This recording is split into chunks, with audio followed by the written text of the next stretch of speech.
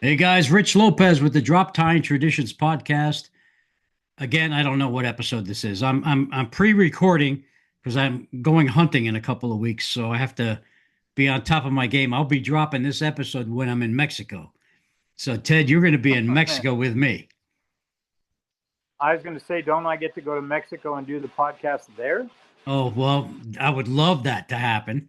I'm going to actually podcast from Mexico. So we'll see. Nice. But before we get into it, I want to acknowledge my supporters, Stickbow Country Arrows, .com, uh, Sauk Trail Archery, St. Joe River Bow Company, Jessie Savage Blacksmith, Whiskey City Gear.com, Stickbow Hunts MX, Traditional Bowhunter Magazine. Um, who else? Traps Feather Rests. Oh yeah, he's my buddy Daryl Damron. He makes some incredible feather rests. Um, there's I don't have my manuscript in front of me, so people, if I forgot anybody, I will list you in the description. Thank you all. So we have Mr. Ted Fry from Raptor Archery on with us this evening. Ted, you were on with me almost 2 years ago. Oh boy, I don't know. I know it was a while ago. Yeah, it was when I still have the podcast and I still drop them in Spotify, but I went and checked my demographics today and it's flatlined like a dead person. The only time it gets any listenership anymore, I see spikes, and that's usually when people are driving and they'll listen to it while they, you know, and that's fine. That's fine. Thank you all for the support. Now that I'm on YouTube, this thing's gone berserk. So welcome. Uh, It's a lot easier format, I think, to follow, and the driving part. It's funny we have ways to track access on our website and stuff, and most of them are during people's work hours, and most of them are government employees.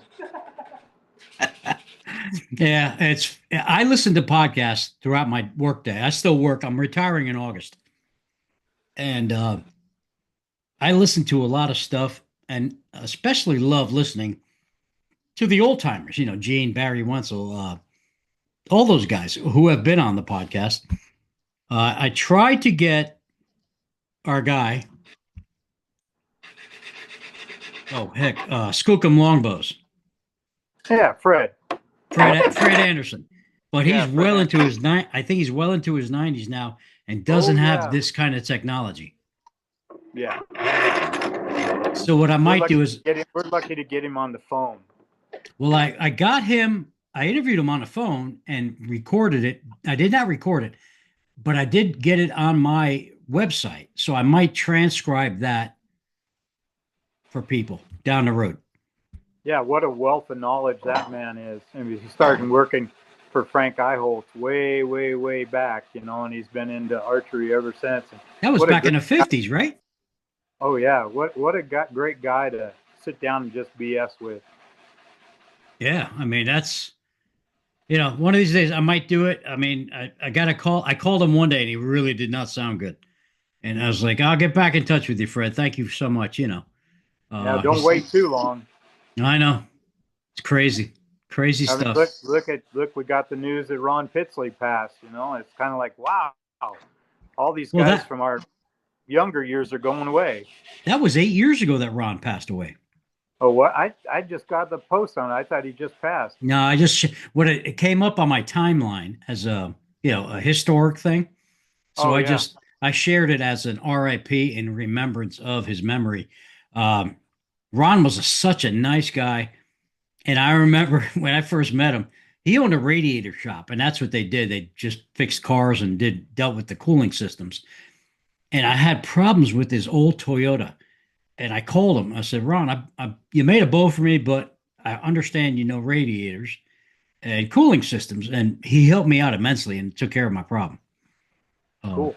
so Well, and then that this last year we lost Larry Hatfield. That was yes, a big loss to the archery world. yep, yeah, Another one.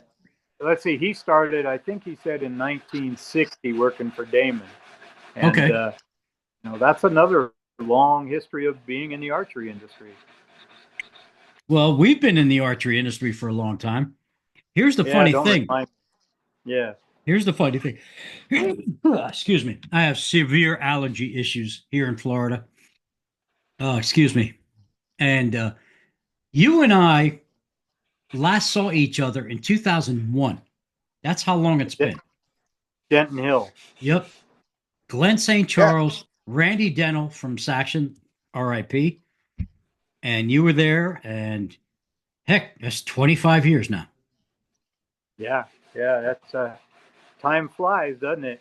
You haven't aged a bit. Yeah, yeah, right. Thanks. You're a good liar. That reminds me mentioning Randy Danel.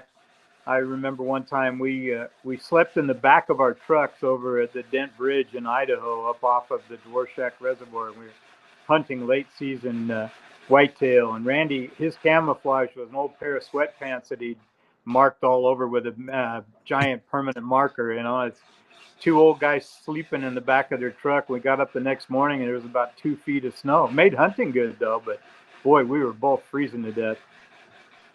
Yeah, I've done that with my hunting partner, John. We slept in the back of his truck one night just so we can get a jump on the rut. Get out, get Yeah, up at like 2:30, 3 in the morning, get in the stands 2 hours before the light sun, comes up. And it was a good weekend. We killed some deer. yeah, yeah. Those are good memories though. I don't think I'm up to sleeping in the back of my truck these days. No, yeah, I'm 66. So it's like, nah, I don't do that anymore. Yeah, yeah. I turned 67 in March. Okay. So we're old salts. Yeah, yeah. Oh, it's kind of nice too because both you and I learned from a lot of the old greats of archery, and now here I have somebody that I'm teaching, and he's going to be the great from the future. And I hear him grinding away, like Yeah, sanding I, away I like a gave him madman. I gave him a 1 inch by 1 inch piece of sandpaper, and I said, "Here, sand this bow." Yeah. So by the time, how old is he? How old are you, Chief? 38. 38 years old. Okay. So 38, yeah. So I did a post the other day on Facebook where I showed my hands, and I was been working on these bows that were bear takedowns from the 80s, and they must have sprayed them with like, I don't know what it is, but it's like clear tar. And I could, even stripper would not even budge this stuff, but I got both of them to each develop a bubble. So what I did is I dug into the bubble with a razor blade and I chipped off a eighth of an inch at a time on each of them, and it took me 4 weeks. Yeah, and of course you got paid for that time, right? No, Yeah, exactly. It's a labor of love. If we did things just if we were capable of charging an hourly rate, we would make a lot more money. But you just can't. You can't charge somebody for doing 2 weeks of nah, chipping an old bow. no. I just say, hey man, this is what's going on. Don't worry about it. Yeah. Now they're in the spray booth. I'm going to spray them tomorrow. They'll be out the door. I'm going to Mexico in a week, so they'll be back. I'll be mailing them when I get back. So the owners will have their bows and they will be happy. See, with bear takedowns, you do the main body first, right? Then I wet sand and buff them to get that mirror finish. Then I remask the entire riser and expose the latches. Now Right. the latches have to get done.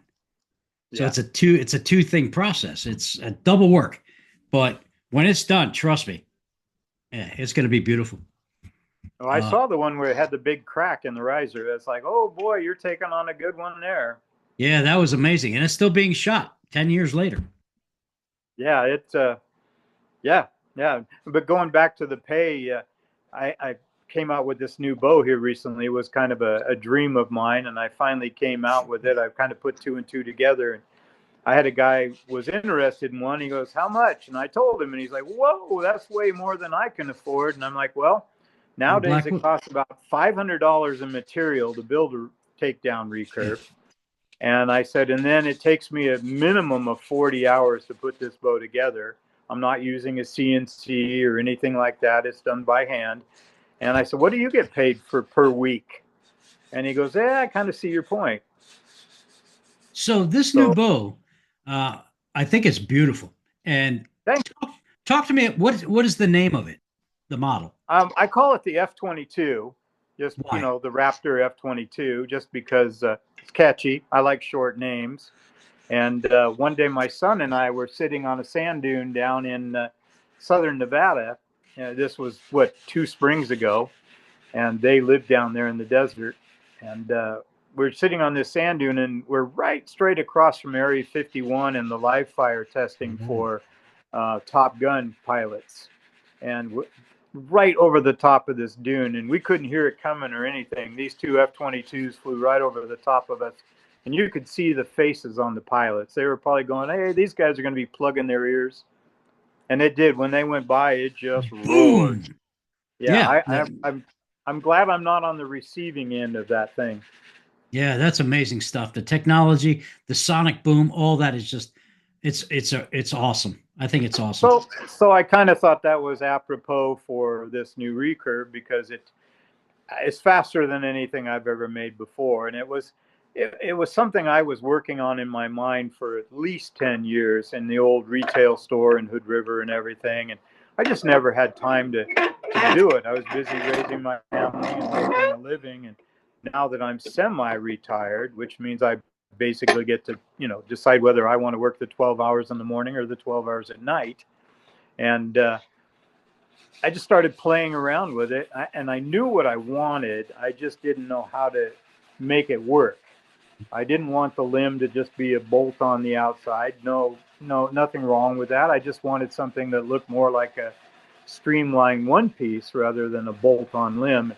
It took me a long time to figure out how to make the jig to do that.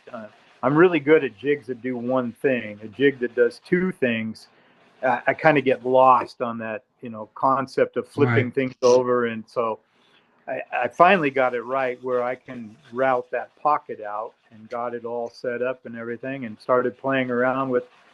And like most new things, I had to kind of work through a few of the bugs and learn a few things that I wanted to change. And I've made quite a mess of limbs.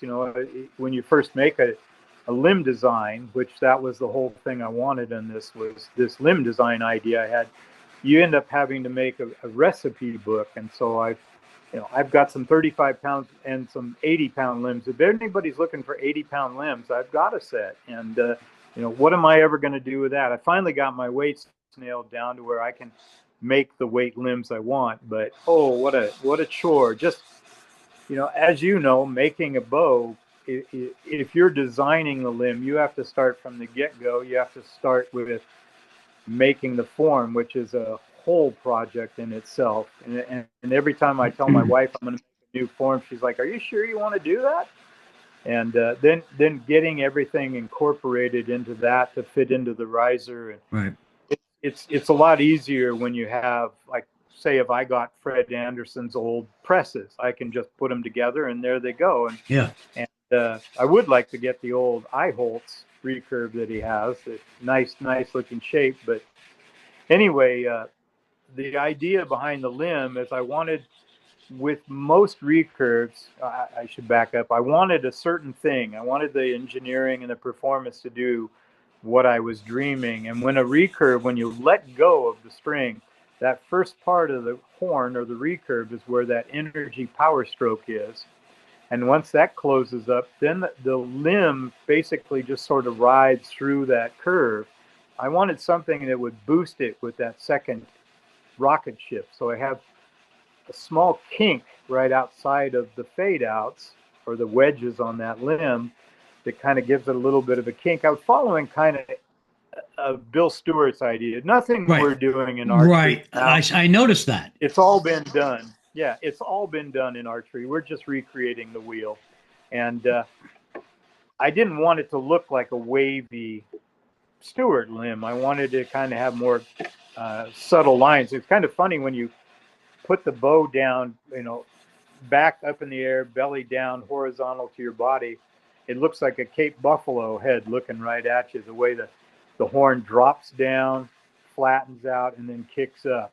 And do you have one by any chance in the shop there to show us? Yeah. Let me grab one right here.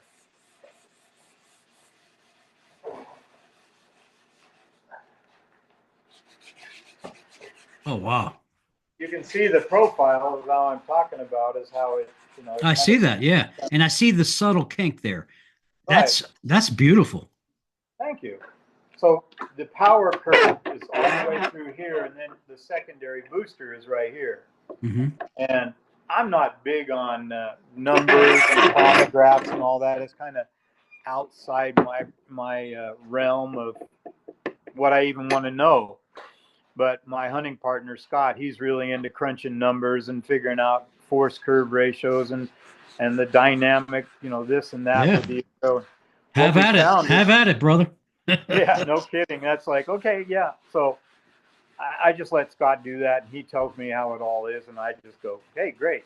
But in the testing, what we did with the chronograph is we found we could increase the arrow weight by 100 grains and lose 10 feet per second in velocity. But how does the arrow fly? Flies like a dart. Yep.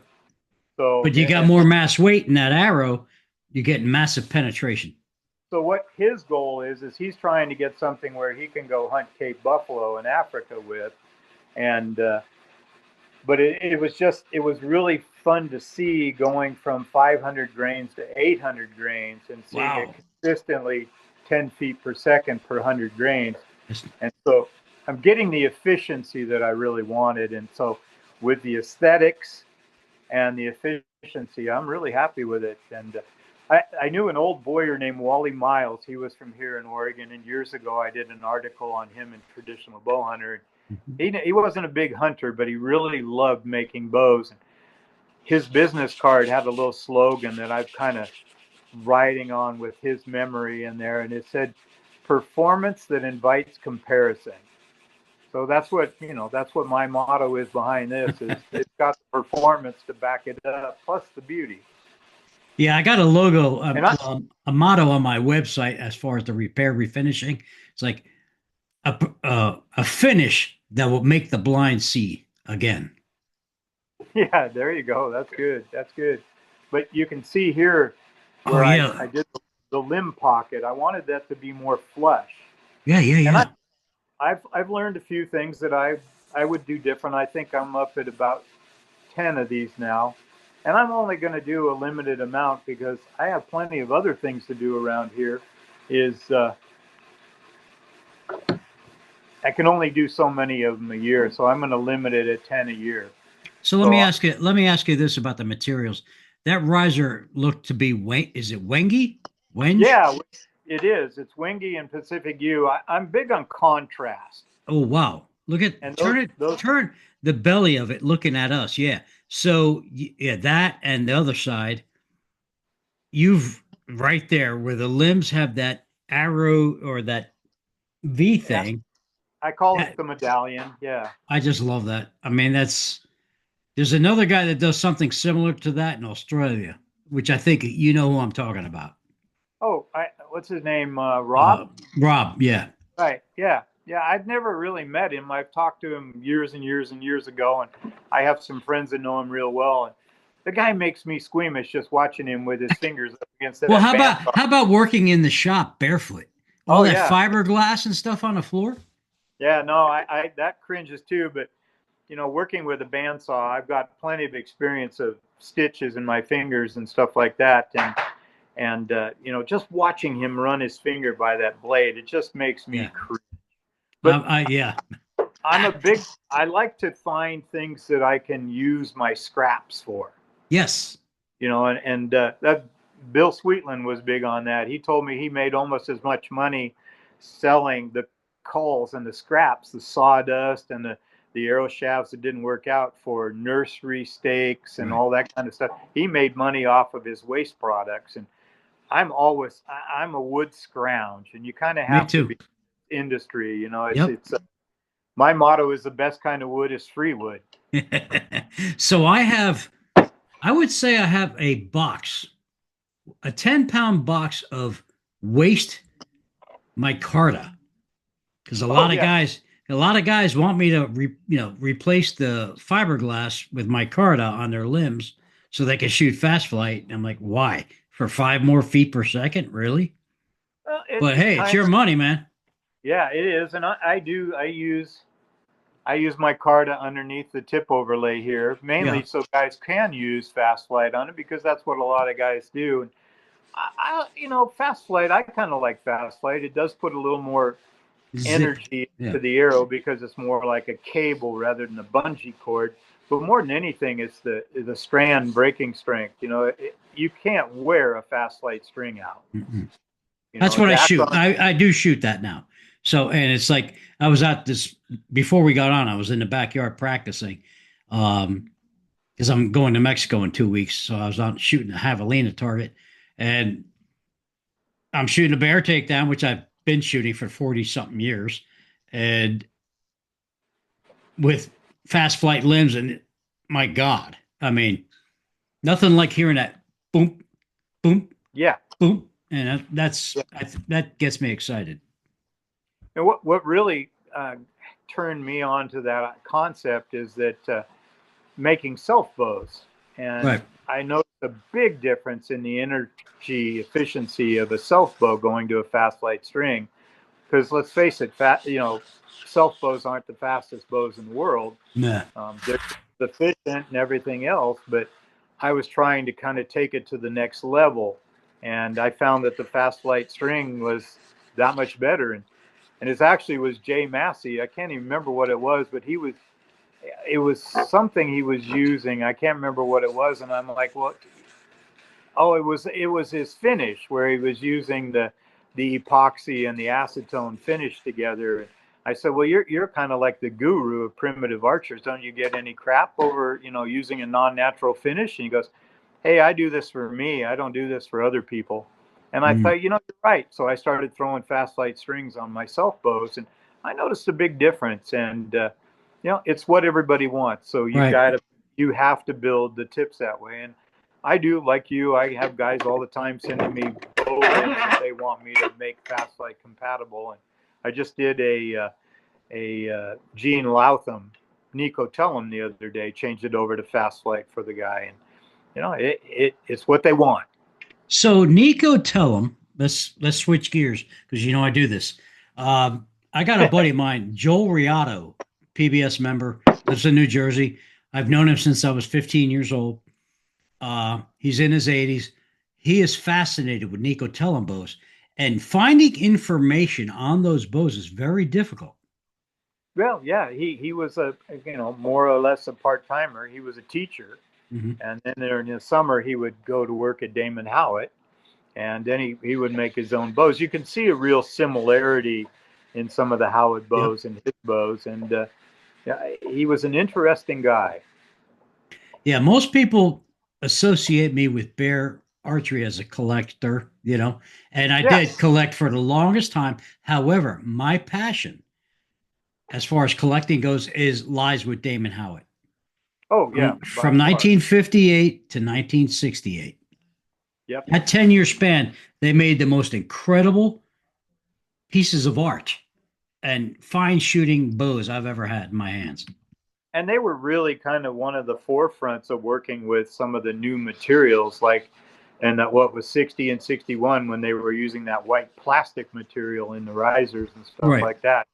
Larry told me after that company went out of business, they quit using that product, but they were kind of on the cutting edge of playing around with new things. And that whole industry at that time was, especially like say in the 50s to the 60s, was kind of a whole new realm of working with leftover products from, surplus World War II products. Right.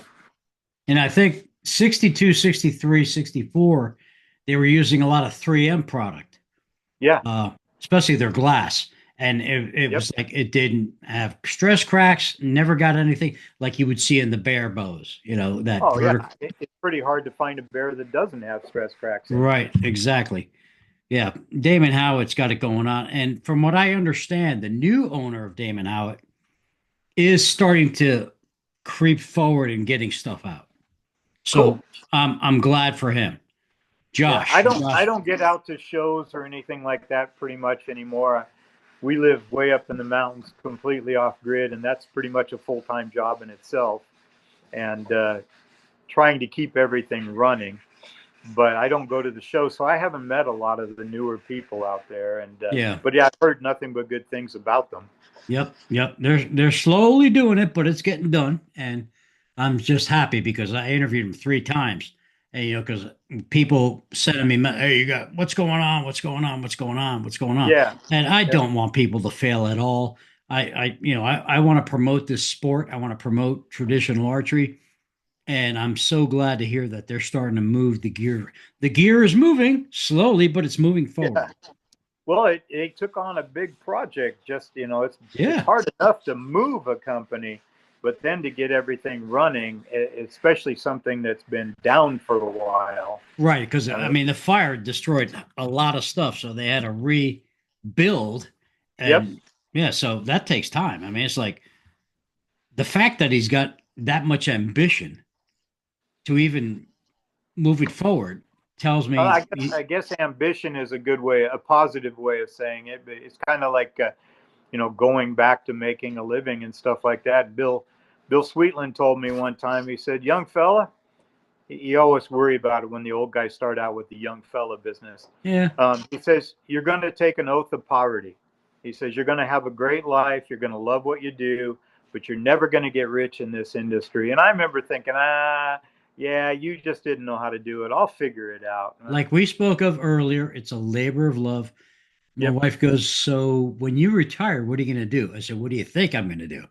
Exactly. You're gonna live in the shop 12 hours a day and not work Friday, Saturday, or Sunday." I said, "That's the plan. Yep. 3 day That's right. weekends, and I will be working on people's stuff, getting them out the door in a timely fashion because that's what I love to do." Yep. Well, and maybe it's time for you to make that bow you've been talking about making for years. Well, that would be the Jack Howard Game Master Jet. I've already made the Yep. form. It's a Oh, cool. 62 inch. It's 62 inches. It's going to be just like the Howitt Hunter, 62 inches, but a longer working riser. It's going to be a little zippy. Yeah. Uh, Cool.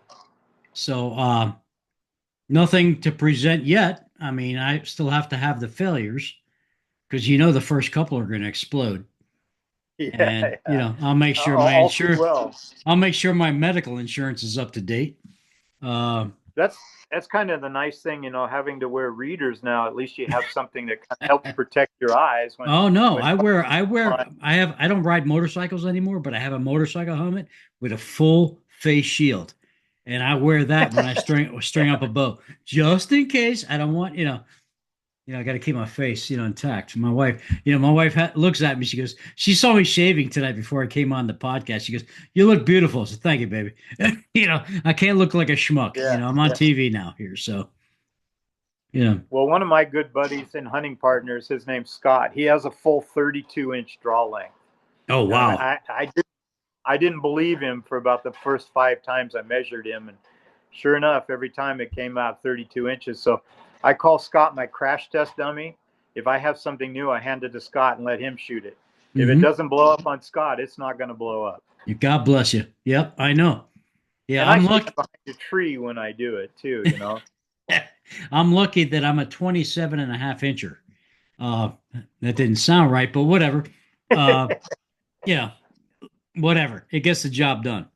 Yeah, yeah. And So, I have. Go ahead. no, no. So, in your new bow, the F-22, I've noticed in a couple of photos you posted on social media, there were a lot of laminations in one or two or three of them. Yeah. And so, what are the combos? Like I said, I like contrast, and I've really kind of fallen in love with Wingy. I really don't like working with it because it's about Yeah. as splintery a wood as you're ever going to Oh, find. yeah. But Dense. at least it's not like clear glass. You can go in. I have a fly tying magnifying glass on my fly tying bench, which helps me find them. But the Wingy is black, so you can see the splinters, unlike the clear fiberglass you'll never see, but you'll feel it every time you grab something.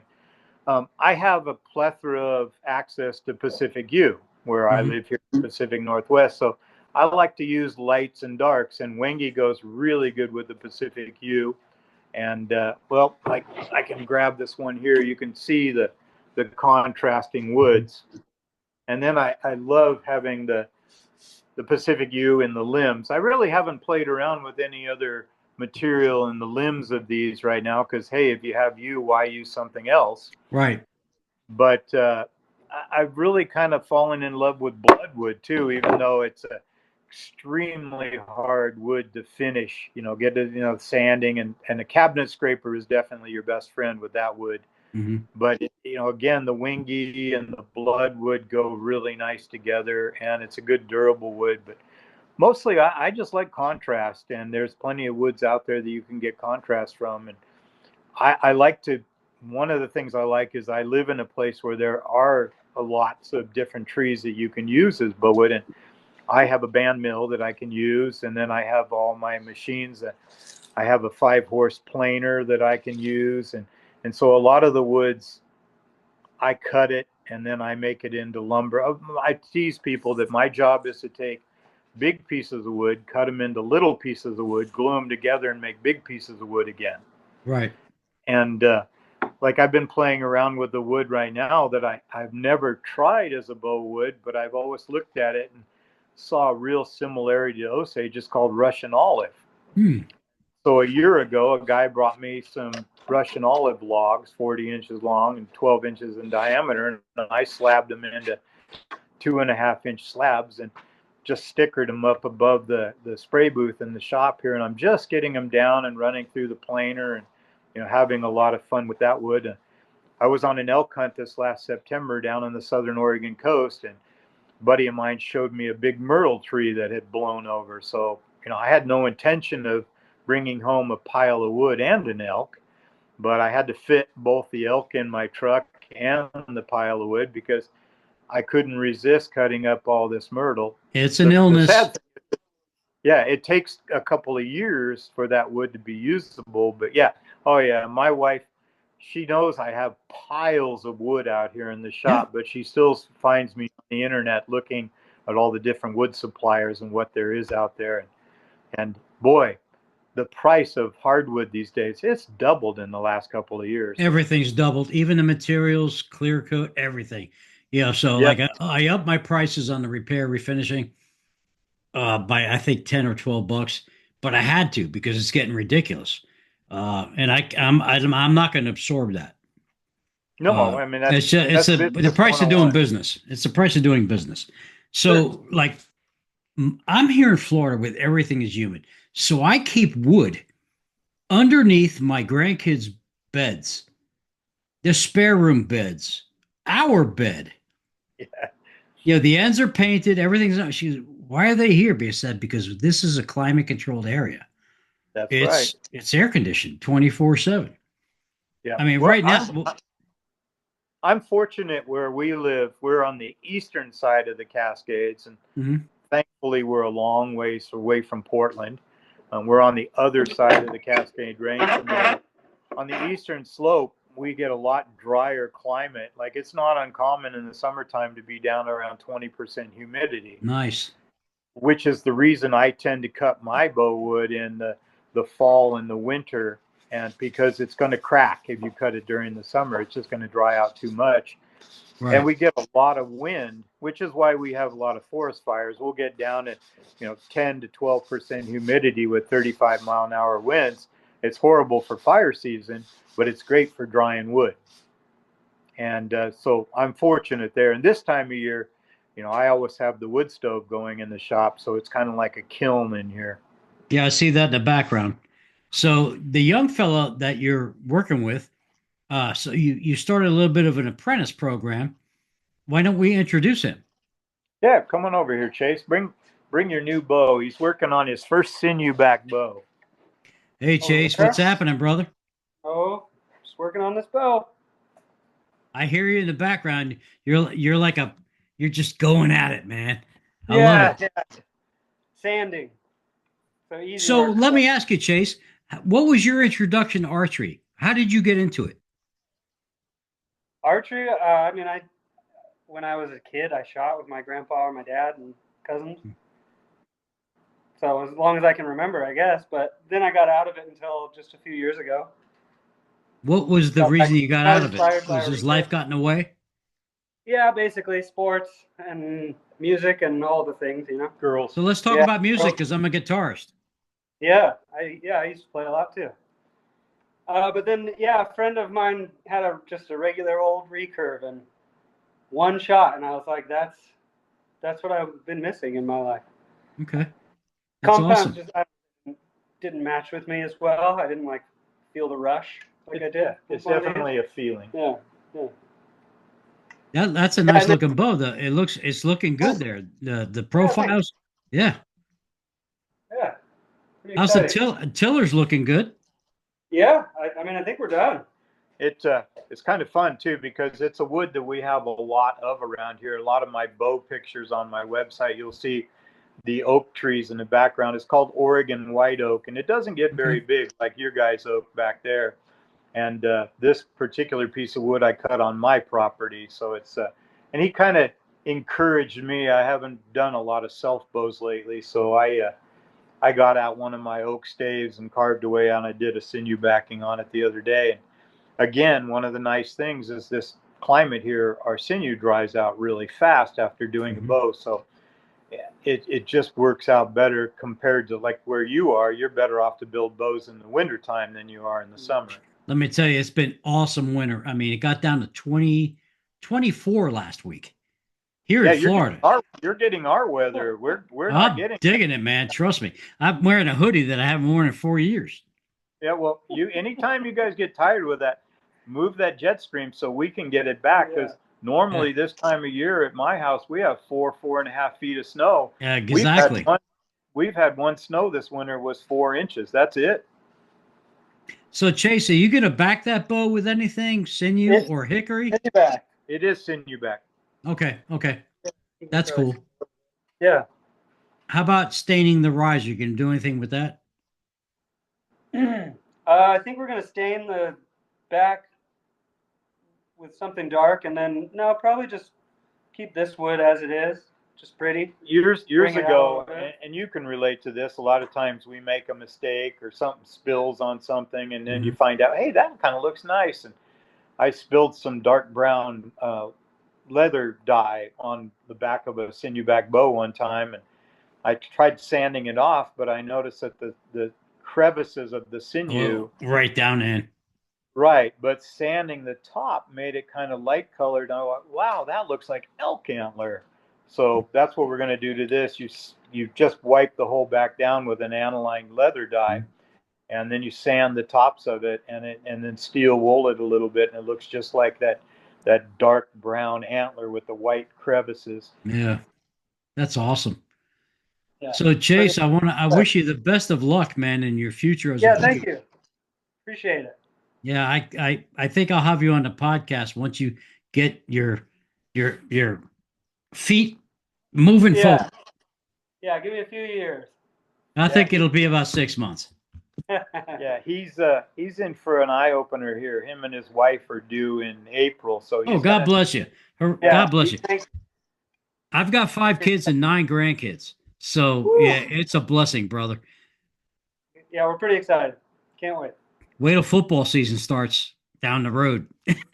You'll never get a time. You'll never get a day off.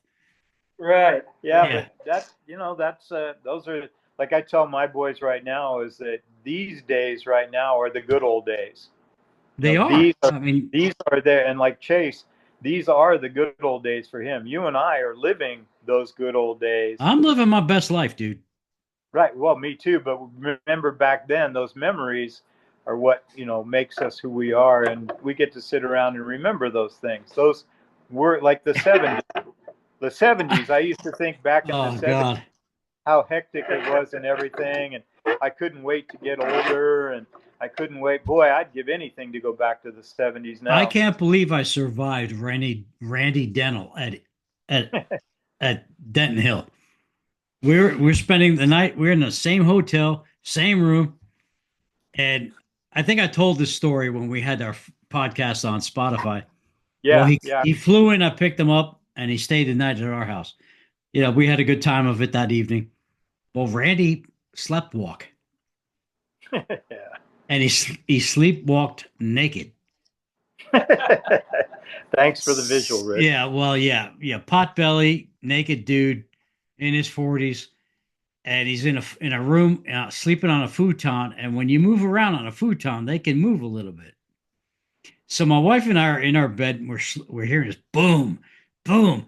So I was like, what the hell is that? So he's turning and tossing and turning in the futon, and then he's up and walking around the house aimlessly naked.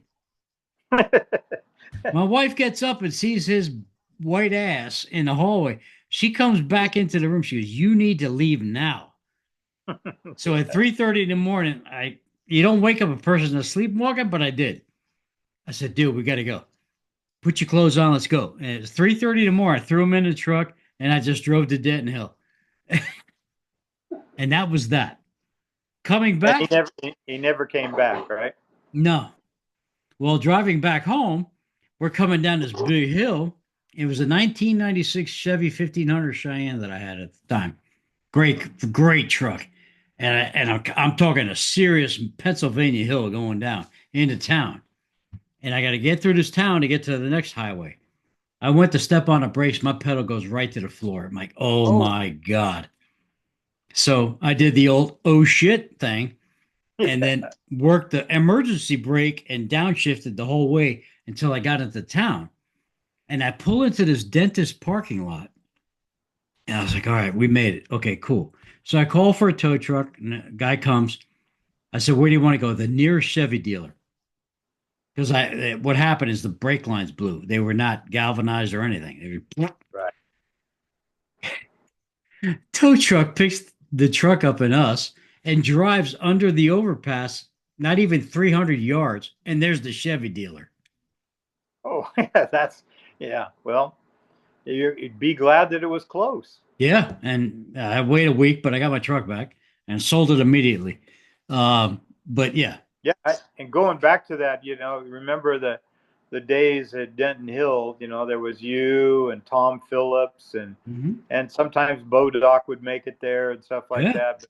But I tell you, from a guy being from the Pacific Northwest, going back there and dealing with that humidity inside one of those tents for Oof. several days, I felt like one of those turkeys with a little red thing that pops out the side when it's done, type thing. Yeah. It was That's one thing. back in those days, it was hot. And now lately they tend to have a lot of weird storms. We Huh, were there one year where a tornado came through, and my buddy had a gigantic ditch. He worked for Ditch Witch. Works for Ditch Witch, and this canopy we had was like 20 feet long, and there's 15 guys hanging onto this canopy, and it lifted us 3 feet off the ground.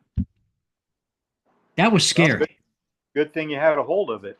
Oh man. But But yeah, you think about the guys that would go to that show back in those days. It's amazing how many people are no longer in business or have passed on. It really doesn't take very long for that to happen. Like right now, I mean, you and I were young whippersnappers asking all the old guys questions all the time whenever we had a chance, and now you and I are the old whippersnappers.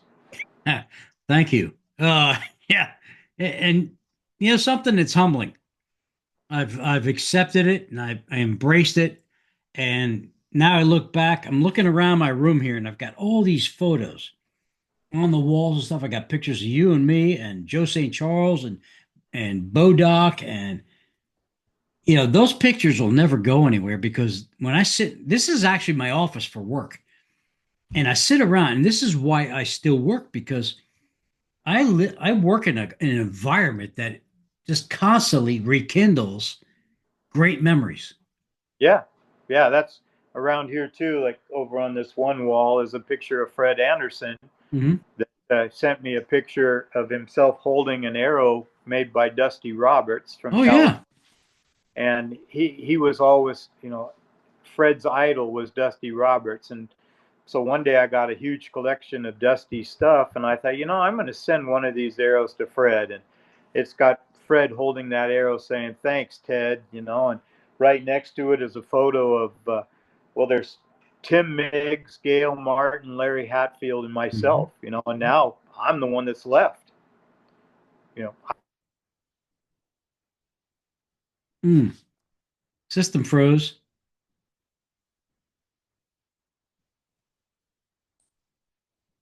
I knew this would happen. Hey, your system froze. I don't know what's going on, bro.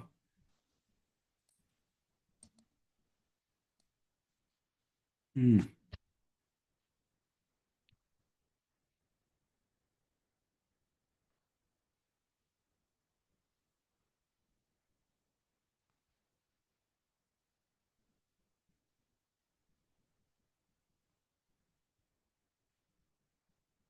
I'm sending him a message to re-enter the meeting. We'll see what happens, folks. This happens a lot, especially when we use phones. It's not like when we have a laptop or a large computer with Wi-Fi and all that. We'll see what happens, but I'm going to save whatever I can. If it doesn't come, it doesn't come. We're already about 45 minutes in. So, oh, he says, not sure what happened. Phone just shut down saying it was hot. Okay. I think, a solution for that. Plug your phone in and then retry the link.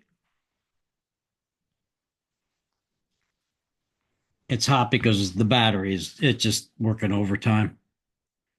Modern technology sucks in that sense. I mean, whatever. Hey, Stickbow Supplies. Here we go, bro. Gonna do a little, advertisement here. Um, man, this conversation was getting good too.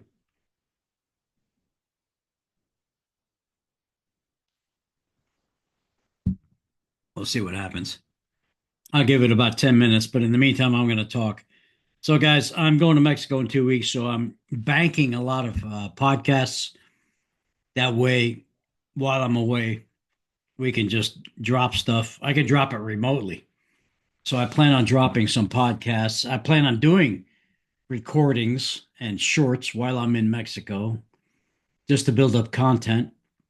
Nobody listens to the Spotify stuff anymore. So, it is what it is.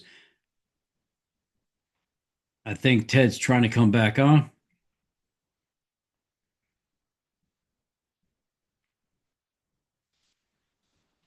I'm going to give it 10 minutes. Oh, I think he's coming. There we go.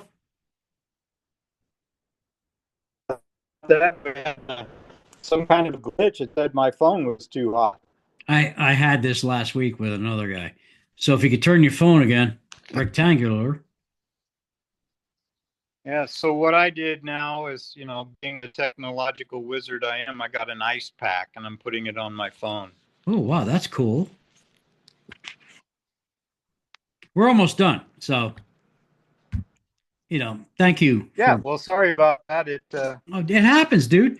And anytime the phone is used, this always happens. So there's that. And you live in the middle of nowhere. So I expect it. Yeah, yep.